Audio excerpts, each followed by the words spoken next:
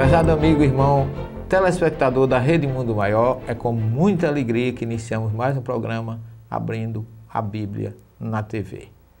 Este ano estamos, nós que fazemos a doutrina espírita, comemorando os 150 anos do lançamento do Evangelho segundo o Espiritismo, o Sesc Centenário do lançamento do Evangelho segundo o Espiritismo, que aconteceu no dia 12 de abril de 1864.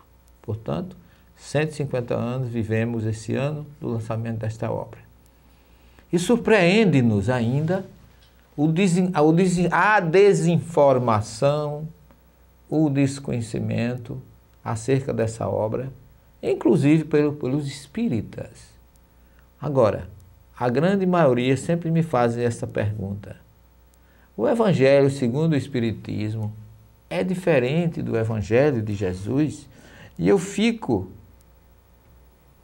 de uma certa forma, surpreso, porque não existe absolutamente nos textos estudados e trazidos ou colhidos do Evangelho por grande mestre Allan Kardec, não existe diferença do que está no Evangelho.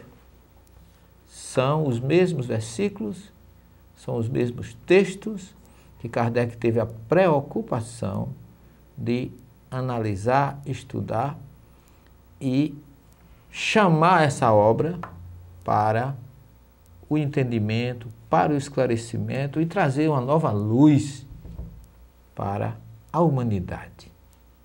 Portanto, você que está me assistindo nesse momento, saiba que não existe diferença entre o texto do Evangelho de Jesus e o texto do Evangelho segundo o Espiritismo.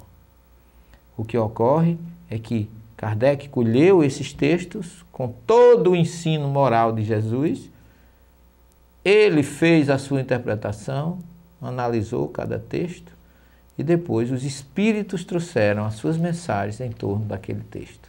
Então é isso que nós vamos hoje conversar com você sobre essa obra que eu posso lhe garantir.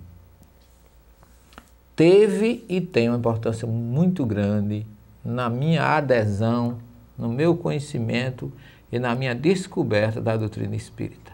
Eu chamo o Evangelho segundo o Espiritismo a ponte luminosa que me transferiu do catolicismo para o Espiritismo.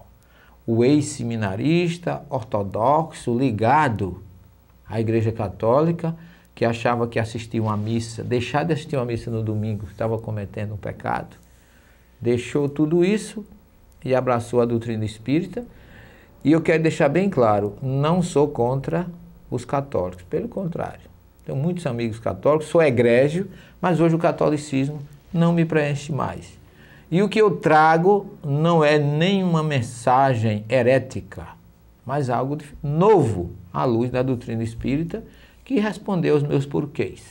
E essa obra, que na verdade a palavra evangelho vem do hebraico Rabessorá, que significa boa notícia, uma notícia alvissareira, que o grego chama de euangelho, que é traduzido como evangelho.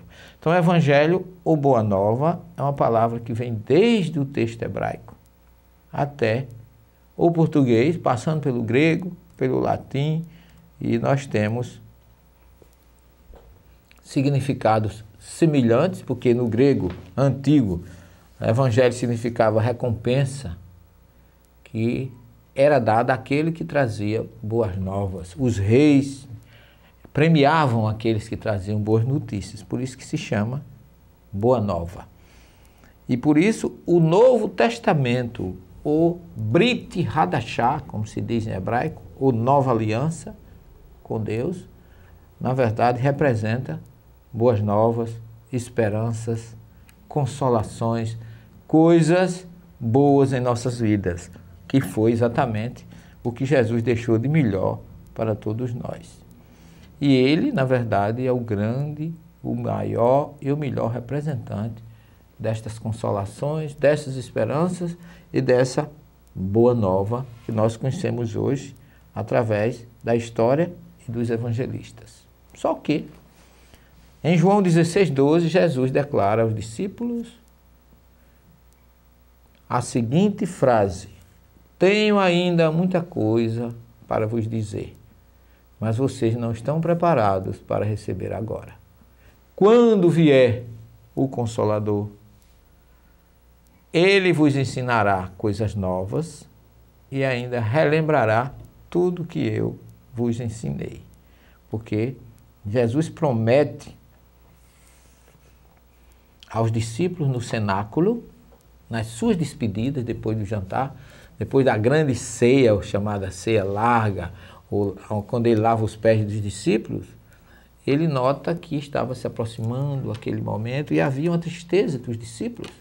Ele diz lá em João 14, não se turbe o vosso coração. Credes no Pai, credes também em mim. Na casa do meu Pai tem muitas moradas, se assim não for, eu vos teria dito. E Kardec, na introdução do livro, o Espírito da Verdade manda a seguinte mensagem para Kardec.